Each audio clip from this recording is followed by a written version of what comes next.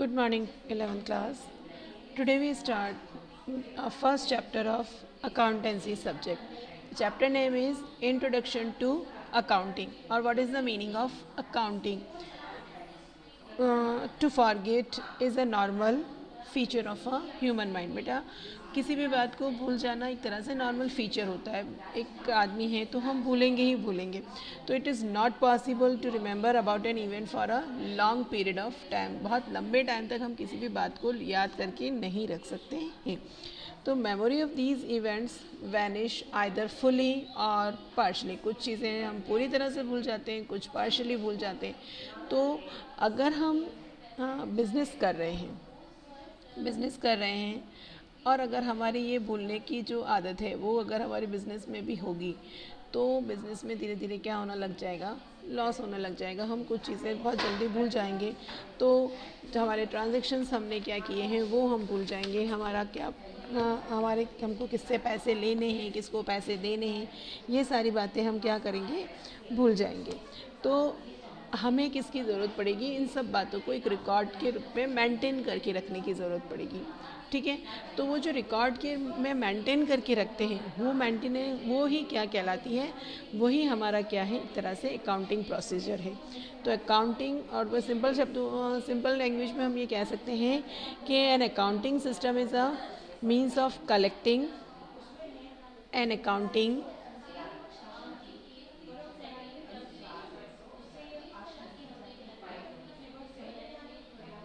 system is a means of collecting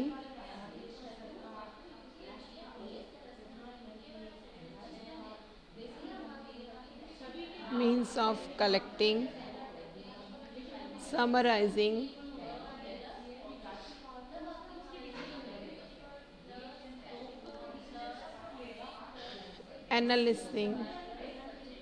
analyzing and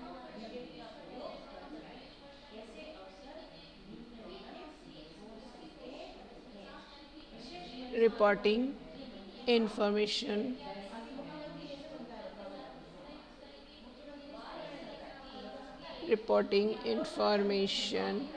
about the business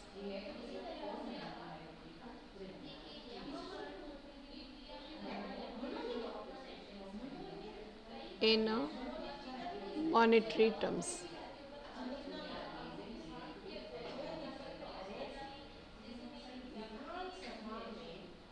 okay.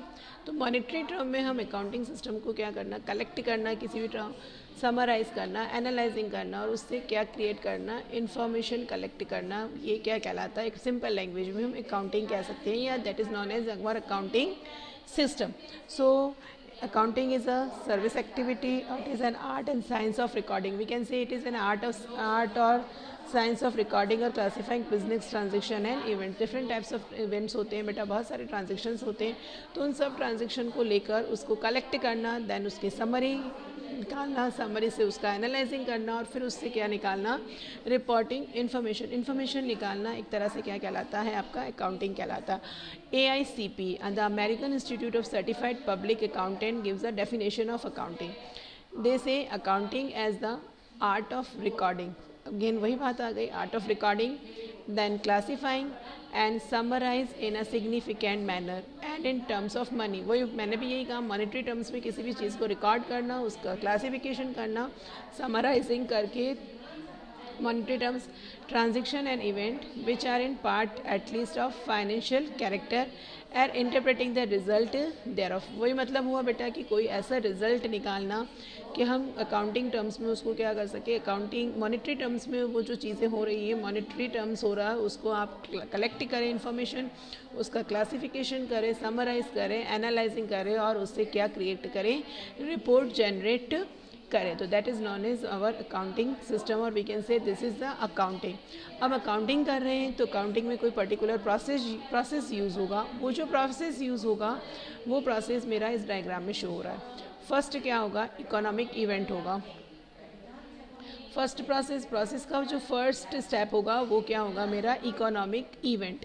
Economic event होगा first process का first term, okay. Economic event take place. Then second जो हम process का second point आएगा the counting process, वो counting process चलेगा। Then next third point accounting process चला दिया, then we create new information और वी कैन कम्युनिकेट अकाउंटिंग। हमने इन्फॉर्मेशन कलेक्ट करी, इन्फॉर्मेशन क्रिएट करी, फिर उसको क्या किया, हमने कम्युनिकेट किया अकाउंटिंग इन्फॉर्मेशन को। यूज़फुल जो उसके डिसीजन मेकर है वहाँ तक हमने वो अकाउंटिंग इन्फॉर्मेशन क्या करी, कम्युनिकेटिंग करी। आफ्टर दैट डिसीजन मेकर के पास वो इन्फॉर्मेशन आ गई। अब डिसीजन मेकर क्या करेंगे, वो डिसीजन लेंगे कि वो आगे उस अकाउंटिंग इवेंट इकोनॉमिक इवेंट उसको करना है या नहीं करना। तो ये एक लंबा प्रोसीजर है, इस प्रोसीजर के अकॉर्डिंग चलता रहता है। तो सबसे पहले क्या होता है, इकोनॉमिक इवेंट होता है, आफ्टर द अकाउंटिंग प्रोसेस चलता है, after accounting process information create की जाती है और फिर उस इन्फॉर्मेशन को कम्युनिकेट किया जाता है और कहाँ तक पहुँचाया जाता है, डिसीजन मेकर तक पहुँचाया जाता है और डिसीजन मेकर उससे डिसीजन लेते हैं, तो वो एक्शंस के रूप में उसको करते हैं। तो वापस इकोनॉमिक इवेंट होगा। तो this one is first number, then second number, then third number and fourth number, then again come to the first number. Economic event का मतलब जैसे हम कोई चीज़ खरीदेंगे, कोई परचेज करेंगे, बेचेंगे, वो सारी चीज़ें किस में लेंगे, हम इकोनॉमिक इवेंट में लेंगे। तो फिर इकोनॉमिक इवेंट होने के बाद अगर हमने if you want to purchase a machine, then first economic event क्या होगा, हम परचेज मशीन। अकाउंटिंग प्रोसीजर होगा उसका, वापस उसको क्लासीफाई करेंगे, रिकॉर्डिंग करेंगे, समराइज़ करेंगे, फिर उससे इन्फॉर्मेशन निकाल कर उस इन्फॉर्मेशन कम्युनिकेट करेंगे, इन्फॉर्मेशन कहाँ तक पहुँचाएंगे, डिसीजन मेकर्स तक पहुँचाएंगे और डिसीजन मेकर अपना अगला डिसीजन ले पाएंगे। तो accounting can therefore be defined as a process of identify, measuring, recording and communicating the required information related to the economic event of an organization to the interested user of such information. Interested जितने भी users हैं वहाँ तक information पहुँचाना ही हमारा क्या है, accounting process आएगा। देखो इसने इकोनॉमिक इवेंट्स के लिए क्या कहा है कि what is the economic event, business organisations involve in economic event. अगर कोई भी बिजनेस ऑर्गेनाइजेशन है तो बिना इकोनॉमिक इवेंट के उसका काम नहीं चल सकता है। An economic event is known as a happening of consequence to a business organization which consist of transaction and which are measurable in monetary terms। monetary terms में हम उसका क्या कर सके, मेजर कर सके। For example purchase of machinery, then install and keeping it ready for manufacture. जैसे हमने एक मशीन परचेज करी तो मशीन का परचेज करना भी बेटा इकोनॉमिक इवेंट है, ओके। परचेज मशीन, तो मशीन परचेज करी तो मॉनेटरी टर्म्स में क्या हुआ होगा, हमने शॉपकीपर को या जहाँ से भी हमने परचेज की होगी उसको क्या दिया होगा, मनी दी होगी, तो मॉनेटरी ट्रांजेक्शन हो गया। देन मॉनेटरी टर्म्स में ट्रांजेक्शन हुआ, then installing and keeping it ready for manufacturing is an event. अब हमने उसके इंस्टॉलेशन पे कुछ पेमेंट किया होगा, तो मनी में अगर वो ट्रांजेक्शन हो रहा है तो वो हम किस में इंक्लूड करेंगे, हमारे अकाउंटिंग प्रोसीजर में इंक्लूड करेंगे। Without money there is no use of accounting, okay. अगर कोई भी चीज़ आपके पैसों में हम उसकी काउंटिंग कर सकते हैं, मनी में काउंट कर सकते हैं, देन वो हमारे लिए यूज़फुल है, otherwise there is no use of any accounting. अब हम क्या करें, जैसे इसने कुछ इकोनॉमिक इवेंट के एग्जांपल दिए हैं, sale of Reebok shoes, then rendering service to the customer by Videocon limited. Videocon limited कोई सर्विस प्रोवाइड करवा दो फ्रॉम वो सर्विस प्रोवाइड करने के बदले में क्या ले रही है, हमसे पैसे ले रही है, तो rendering service to the customer by Videocon Limited, or we can say purchase of material from suppliers, payment of monthly rent to the. इन सब में क्या हुआ है, मॉनेटरी टर्म्स में ट्रांजेक्शन हुआ है। तो मॉनेटरी टर्म्स जैसे जहाँ जहाँ आएगी वहाँ हम उसमें किसको शामिल करेंगे, वहाँ पर हमारे अकाउंटिंग प्रोसीजर को शामिल करेंगे। अब इकोनॉमिक इवेंट भी दो तरह के होते हैं। There are two types of economic event, internal और external. economic event, there are two types of economic event. First one is internal and the second one is external. External और internal. Internal में तो क्या होगा, जितने भी firm के अंदर जो है, ऑर्गेनाइजेशन के अंदर बिटवीन, देखो, if an event involve transaction between N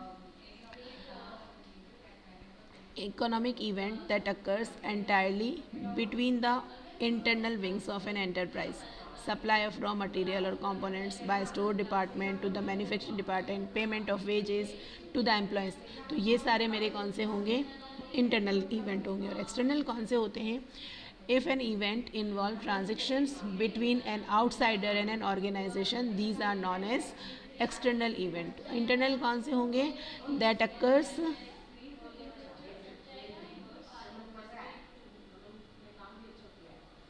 entirely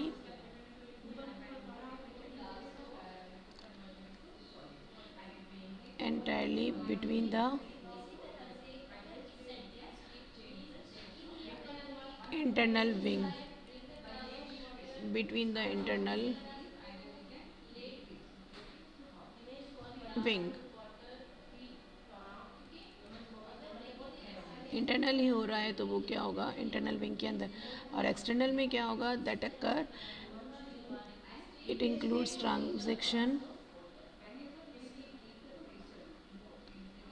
transactions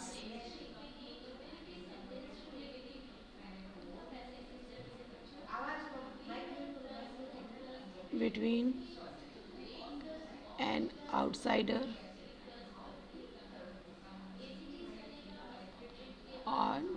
and an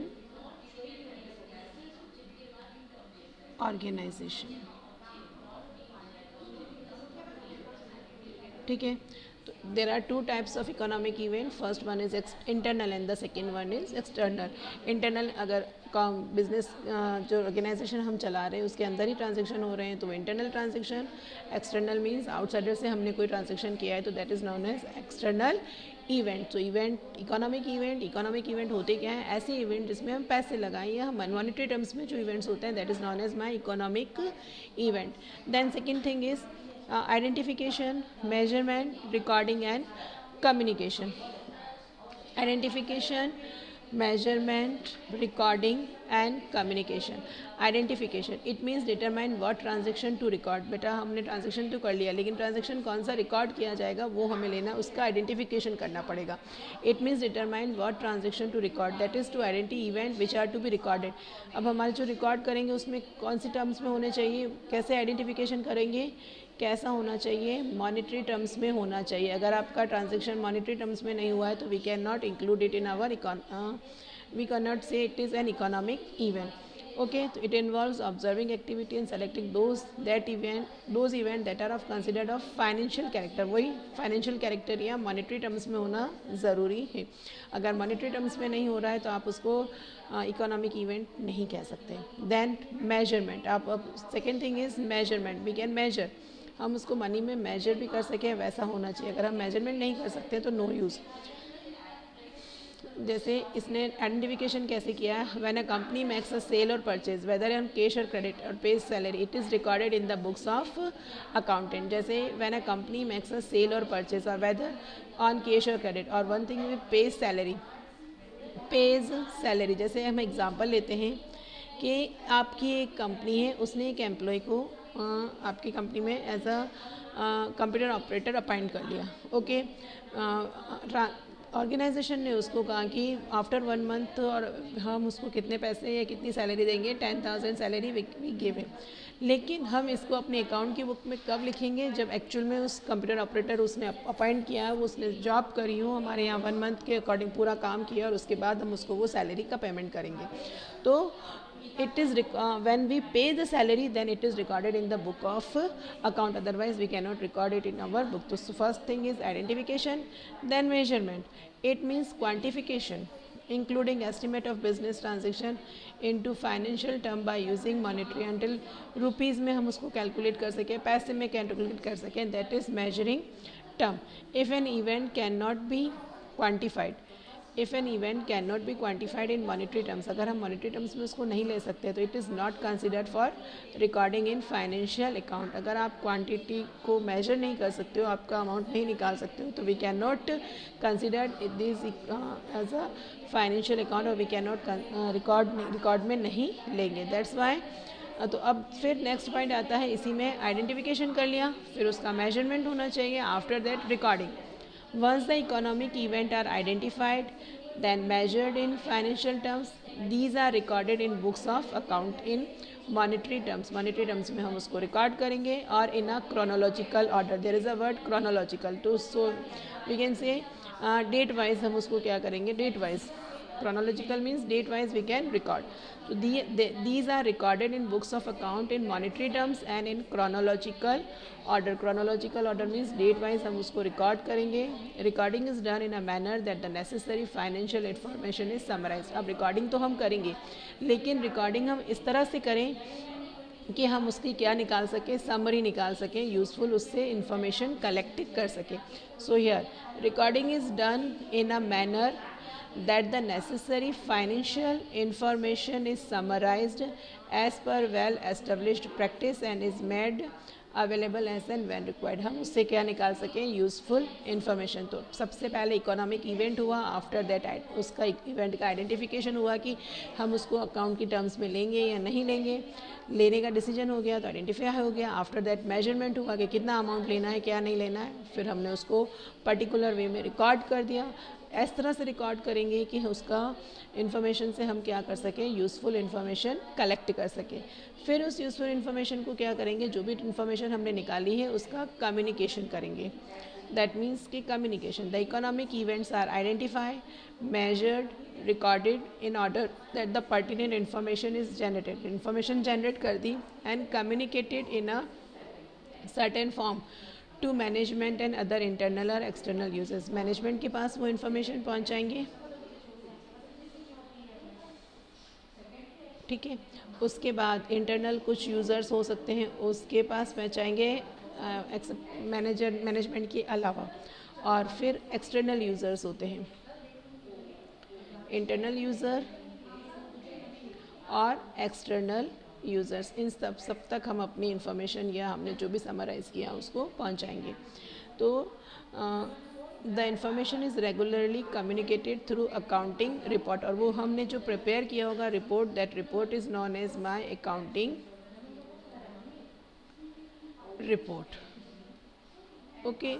तो that report we prepared from this accounting report. और अकाउंटिंग रिपोर्ट को हम क्या करेंगे, कम्युनिकेट करेंगे. कहाँ पर, हमारे मैनेजमेंट के पास पहुँचाएंगे, इंटरनल यूज़र्स जो होते हैं वहाँ तक पहुँचाएंगे, और एक्सटर्नल यूज़र के पास हम अपनी इन्फॉर्मेशन को क्या करेंगे, कम्युनिकेशन करेंगे या वहाँ तक हम पहुँचाएंगे. ठीक है. अब जो अकाउंटिंग इन्फॉर्मेशन हमने कलेक्ट बना दी है उसके अंदर क्या क्या चीज़ें होनी चाहिए, what is qualitative characteristics of accounting information, वो कैसी होनी चाहिए, उसमें क्या क्या कैरेक्टरिस्टिक्स होने चाहिए. Qualitative characteristics are the attributes of accounting information which tend to enhance its understandability and usefulness. यानी ऐसी होनी चाहिए कि उसकी यूज़फुलनेस बढ़ जाए, उसका आपके ज़्यादा से ज़्यादा आपके काम आ सके. In order to assess whether accounting information is decision useful, it must process the characteristics of reliability, relevance, understandability and comparability. First जो क्वालिटेटिव कैरेक्टरिस्टिक्स उसमें होना चाहिए वो क्या होना चाहिए, reliability. What is the meaning of reliability? Reliability means the users must be able to depend on the information. The reliability of accounting information is determined by the degree of correspondence between what the information convey about the transaction or event that have occurred, measured and displayed. बेटा reliability होनी चाहिए, ऐसा होना चाहिए कि जो सामने वाला कहना चाह रहा है उसी वे में वो उसको बता सके. तो अकाउंटिंग क्वालिटेटिव कैरेक्टरिस्टिक्स क्या होने चाहिए, रिलायबल होने चाहिए, विश्वास करने जैसे होने चाहिए. Reliable information should be free from error. There is कोई एरर फ्री होने चाहिए, फेथफुली रिप्रेजेंट होने चाहिए, जिस भी मीनिंग में वो आ रहे हैं उसी मीनिंग में उसको प्रेजेंट करना चाहिए. To ensure reliability, the information disclosed must be credible, variable for by independent parties use the same method of measuring and be neutral and faithful. सीधी बात है कि रिलायबल होना चाहिए आपको, उस पर आप जितने भी एक्सटर्नल और इंटरनल यूज़र है उसका कैसा होना चाहिए, वो उस पर यकीन कर सके, उसके अपने डिसीजन ले सकें, वैसा उसको होना चाहिए. Then relevance, second characteristics is relevance. To be relevant information must be available in time. Time पे अवेलेबल हो जाना चाहिए. अगर टाइम निकलने के बाद अवेलेबल होगा तो कोई there is no use of.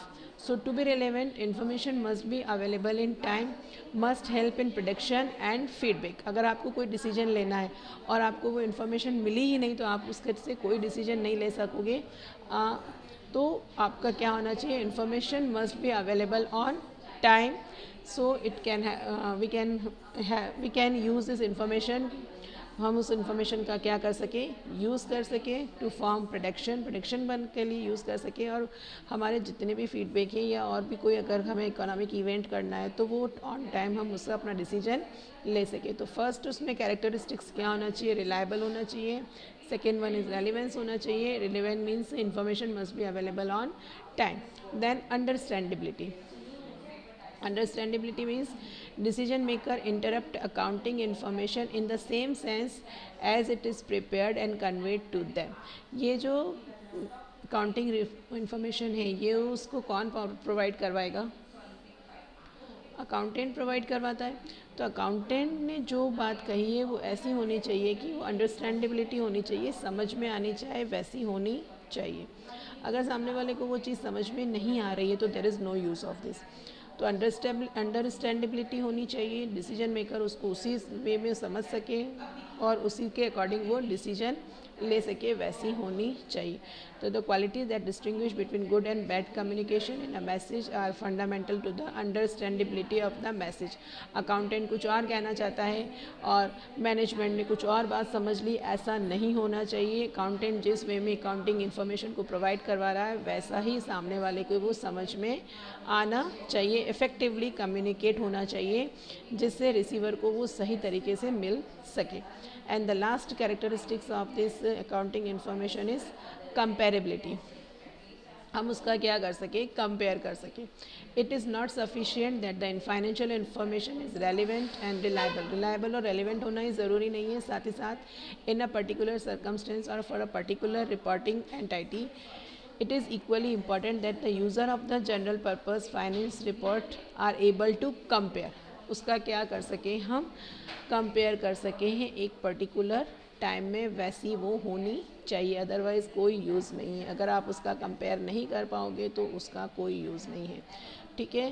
तो today we study what is the accounting procedure क्या होता है और अकाउंटिंग रिपोर्ट्स हम जो जनरेट करेंगे उसमें क्या क्या कैरेक्टरिस्टिक्स होने चाहिए, ये सब हमने आज के वीडियो में कवर किया. ओके बेटा, बाय.